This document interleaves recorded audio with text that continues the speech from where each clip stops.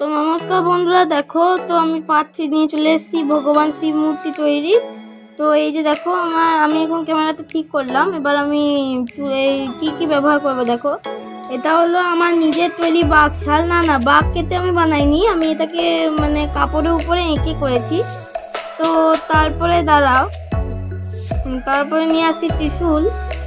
এগুলো অ্যালুমিনিয়াম ফয়েলের তৈরি ত্রিশূল। আর একটা চাঁদ আছে, দেখাচ্ছি। এই যে চাঁদটা কিন্তু তোমার যে অ্যালুমিনিয়াম ফয়েল হয় ওইটা দিয়েই তৈরি। সব কিন্তু ফুটো করা আছে বলে রাখছি, অর্নামেন্টসের জায়গাগুলো, ঠিক আছে, খালি ত্রিশূলটা বাদ দিয়ে। সেই কারণে অর্নামেন্টসগুলোকে মানে খোলা যায়।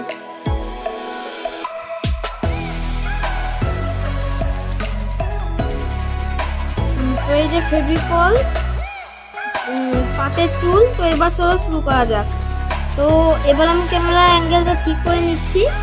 তো বলে রাখি যে প্রথম পার্টে আমি ভালোভাবে মূর্তি তৈরি দেখাইনি। মা কথাটা বলেছিল যে ঠাকুর বানাচ্ছি। তো আমি পার্ট 2-তে খুব ভালোভাবে ঠাকুর রং করাটা দেখিয়েছি। আর তোমরাও কিন্তু এরকম ঠাকুর বানাতে পারবে, কিন্তু ট্রেনিংয়ের দরকার। আমিও আসলে ট্রেনিং নিইনি, আমি কাকে জ্ঞান দিচ্ছি জানি না। তো যাই হোক, আমি ট্রেনিং নিয়েছি ইউটিউব থেকে, কেননা আমি ইউটিউব দেখে শিখেছি ঠাকুর তৈরি। তোমরাও দেখতে পারো, ঠিক আছে। তো যাই হোক, তো এই যে দেখছো, এই শিব ঠাকুরের বাঘ ছালটা লাগাবো। তো কোমর বন্ধনী যেটা বানিয়েছিলাম, বুঝতে পারলে সব কাজ কী কারণে হয়।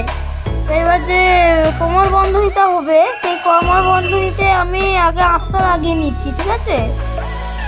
এই কাপড়টা মেনলি ঠাকুরের বেদিতে পাতার কাপড়, বুঝতে পারলে, সেই কারণে পাতলা। আর এটাকে ভাঁজ করতেও খুব সুবিধা, আর এটা মাথায় খুব তাড়াতাড়ি শিখেও যাবে। তো আমি এবার একটুখানি মাখান চলছে।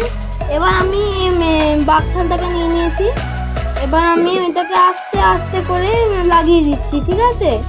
তো দেখছো আমি কীভাবে করছি, আস্তে আস্তে ভাবে। তো এই যে আমি বাঘছালটাকে শুকোতে হবে, কেননা এই যে শুকিয়ে গেছে। এবার আমি অ্যাঙ্গেলগুলোকে ঠিক করছি এবার, ঠিক আছে। আসলে পেরেক নেই, তো নাহলে পেরেক দিয়ে ঠুকে দিলেই কাজ হয়ে যায়।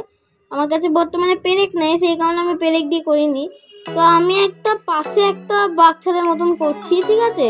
মানে হাতে ওই ওড়না যেরকম নেই সেরকমভাবে একটা বাঘছাল নেবে দেখাচ্ছি। কেননা আমার একটা অনেক বড় বোকামি হয়ে গেছে যে আমি সাপটাকে পুরোপুরি খোলাম করিনি, সেই কারণে। নাহলে আমি ওই পেটের অংশটাই আমি ঢেকে দিতাম, কিন্তু আমার কাছে যেহেতু আর সময় ছিল না। আজকে 3য় দিন ঠাকুর তৈরি, মানে প্রথম দিনে মাটির কাজ হয়েছিল, 2য় দিনে ঠাকুর রং করা হয়েছিল, আর 3য় দিনে ঠাকুর সাজানো হয়েছিল। জানোই তো এখন বৃষ্টির ওয়েদার, তাই এখন সব কিছু শুকোতে খুব সময় লাগছে।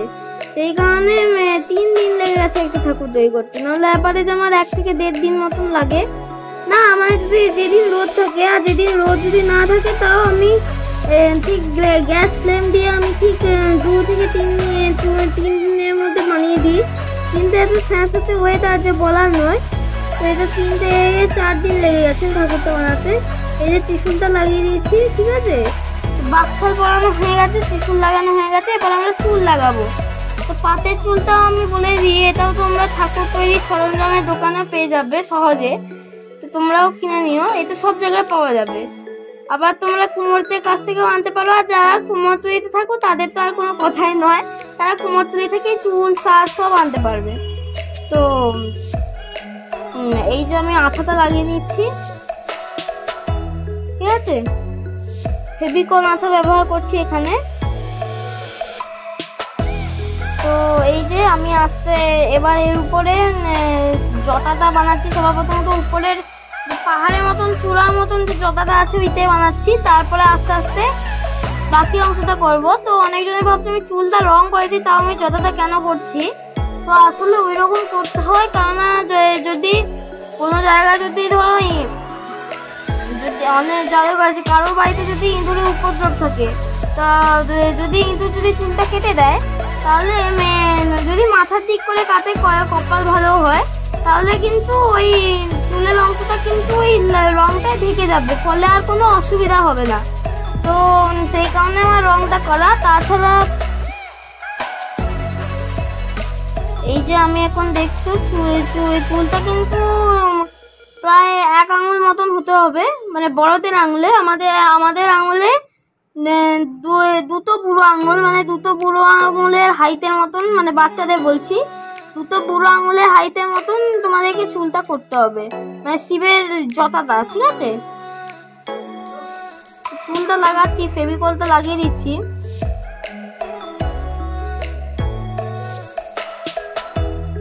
ফেভিকলে চিটতে সময় লাগে ঠিকই, কিন্তু ফেভিকলে খুব তাড়াতাড়ি ভালোভাবে চিটে দেয়। ঠিক আছে, আর ডেনড্রাইতে অত ভালো করে চেটে না। ঠিক আছে, তো আমি এই যে এখানে চুলগুলো লাগাচ্ছি। ঠিক আছে, তো বলে রাখি আগে থেকে, এই মূর্তিটা কিন্তু আসলে শিবের মানে দুঃখের একটা ছবি। আমি সেকেন্ড পার্টে বলেছি এটা, তো তোমরা থার্ড পার্টে কিন্তু আমি আর বলছি না, তোমরা এটা দেখার পর সেকেন্ড পার্টটাও দেখে এসো। ঠিক আছে, তারপর আমি থার্ড পার্টটা আমি বলবো, থার্ড পার্টে আমি বলছি না। ঠিক আছে, তো এই যে আমি এবার এই সাইডে চুলটা বলছি। তো এই সাইডে শিবের যেটা যেহেতু এখানে ত্রিশূল দিয়ে মানে ঢাকা পড়ে যাবে, সেই কারণে আমি এই জায়গাতে একটু চুলটা করছি। বলে দিচ্ছি, বাচ্চাদের আঙুলে দুটো বুড়ো আঙুল আর একজন পূর্ণবয়স্ক মানুষের 1 আঙুল, মানে একটা যে তর্জনী আঙুল হয় সেরকম হাইটের মতন হতে হবে। তো আমি চুলটা কিন্তু করছি। এই চুলটা কিন্তু একটু কাজ করা কঠিন, কিন্তু নানা রকম শেপ দেওয়া যায়। এর একটা কোঁকড়ানো চুলও পাওয়া যায়, কিন্তু ওটা বড় ঠাকুরের জন্য, সেই কারণে হয়ে গেছে। তো তোমাদের কেমন লাগলো মূর্তিটা অবশ্যই কমেন্ট বক্সে জানাবে, লাইক করে পাশে থাকবে। তো দেখো মূর্তিটা তৈরি হয়ে গেছে। তো মূর্তিটা তোমাদের কেমন লাগলো অবশ্যই কমেন্ট বক্সে জানাবে। নমো পার্বতী পাতায়ে, হর হর হর হর মহাদেব, জয় শিব শম্ভু, হর হর মহাদেব।